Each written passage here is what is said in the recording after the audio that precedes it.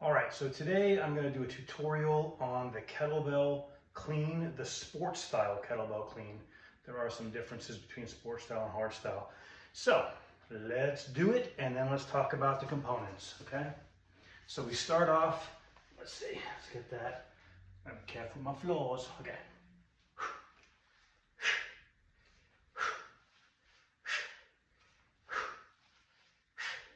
And let's go back so you can see the feet, okay?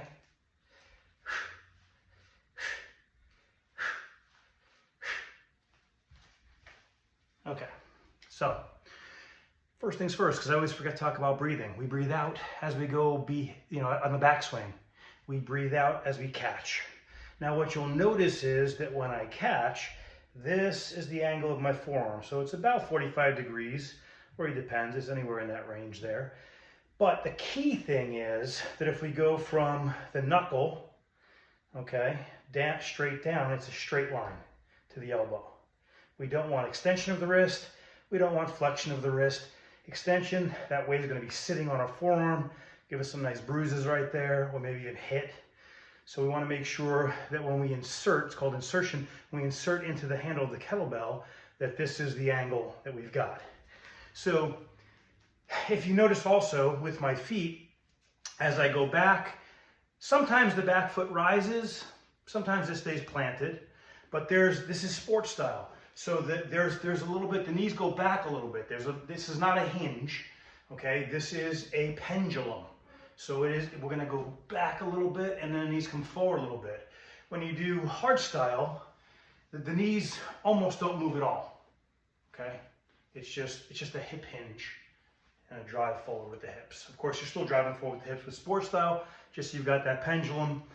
Now, and when I come up, just like when we do a snatch, a lot of times the leg on the same side, so you might not be able to see my foot, but the foot comes up with the leg on the same side. Okay. So let's do this. So look at where I've got it. It sits on my forearm, okay, but it's not pressing in. If I do this, it starts to hurt the wrist, it starts to tweak the wrist and press on the forearm. If I go too much this way, it might cause some stress on the wrist. We want that straight line right there. Okay, you don't want to keep your fingers pointed, but I'm just showing you the angle. All right.